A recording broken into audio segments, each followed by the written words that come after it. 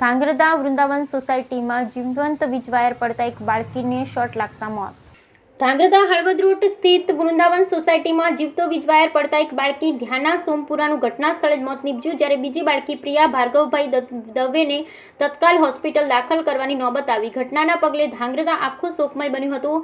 તો બીજી તરફ અનેક સામાજિક કાર્યકર અને રાજકીય આગેવાનોએ સોશિયલ મીડિયામાં પીજીવીસીએલની કામગીરીને આડે હાથે લઈ ઝાટકણી કાઢી હતી. ઉલ્લેખનીય છે કે ધાંગધ્રા પીજીવીસીએલ દર ગુરુવારે અને ઘણીવાર અઠવાડિયામાં 2 વાર મેન્ટેનન્સના નામે અડધા દિવસનો વીજ કાપ મૂકે છે. તેમજ પ્રી મોન્સૂન કામગીરીમાં પણ સબ સલામતના મોટા દાવાઓ કરતી જોવા મળે છે. પણ જમીન હકીકતમાં પીજીવીસીએલના અધિકારી કર્મચારી માત્ર ઓફિસમાં આરામ કરતા હોય છે તેવા આક્ષેપો સામે આવી રહ્યા છે. જોકે ઘટનાના પગલે ધાંગધ્રા હળવદના ધારાસભ્ય પ્રકાશભાઈ વરમોરા, પાલિકા પ્રમુખ કુલદીપસિંહ ઝાલા સહિત શહેર ભાજપ તત્કાલ ધાંગધ્રા સરકારી હોસ્પિટલ પહોંચી ગયું હતું અને પીજીવીસીએલના અધિકારીઓને બેજવાબદાર વર્તન બદલ ફોન ઉપર જ જવાબ માંગ્યો હતો.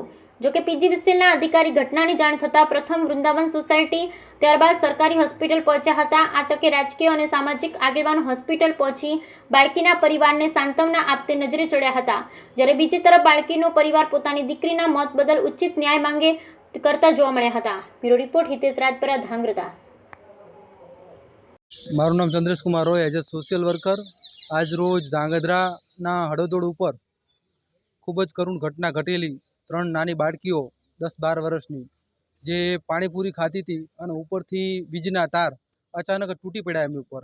એમાંથી એક દીકરીનું ડેથ થયેલું અને 2 દીકરી ખૂબ જ ગંભીર રીતે ઇજા પહોંચેલ છે. તેમજ આ વારી ઘડીએ જીબીને સ્ટાફને દર ગુરુવારે ચોમાસા અગાઉ હંમેશા કહેતા રહેતા હોય છે કે ભાઈ અમે પ્રી મોન્સૂન કામગીરી કરી રહ્યા છીએ, એટલે દર ગુરુવારે કાપ કરીને કામગીરી કરતા હોય છે. પણ આજ દિન સુધી એવું જોવામાં આવ્યું જ નથી. જાહેર પબ્લિક પણ જાણે છે અને અધિકારીઓ પણ જાણે છે કે થૂકના પોડે તમામ પ્રકાર થાંભલા વાયરો એમને ખુલ્લેઆમ પડ્યા હોય છે, જે જીવતા વાયરો છે. ઘણીવાર ગાયો, આ રીતના પશુઓ, તેમજ આજે કરુણ ઘટના જે ઘટી એમાં દીકરીઓ નાની એનો પણ ભોગ બની છે. તો તંત્રને મારી ખૂબ જ આ વાતને વખોડું છું. તેમજ ધારાસભ્યશ્રી પણ આજે હાજર છે, એમને પણ અનુરોધ છે, તેમજ સરકારશ્રીને પણ અનુરોધ છે કે આ જીબી જે તંત્ર જે છે એને અનુકૂળ કરે, યોગ્ય રીતે પગલાં લો એની ઉપર. અને જે પણ આ દીકરી ઉપર ઘટના જે બની છે એના પરિવારને બીજું તો કંઈ ન કરી શકીએ, પણ જે થતું એ વળતર પણ આપો. તેમજ આ ફરીથી એવી કોઈ ઘટના ન ઘટે એના માટે તત્કાલી બહારથી ટીમ બોલાવીને ઇન્સ્પેક્શન કરવામાં આવે, ચેકિંગ કરવામાં આવે દરેક વિસ્તારમાં, જાહેર રસ્તાઓ પર, કે જ્યાંથી કરીને આવી કોઈ કરુણ ઘટના બીજી વાર ન ઘટે એવી તાકતી લઈ તંત્રશ્રીને એવી મારો અનુરોધ છે.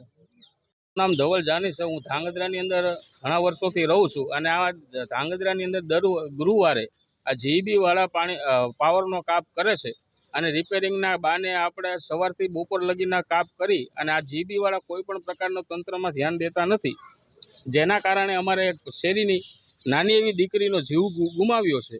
તો જેમ બને એમ તેમ આ જીબી વાળા ઉપર આ કાર્યવાહી થવી જોઈએ ધાંગધ્રાની અંદર.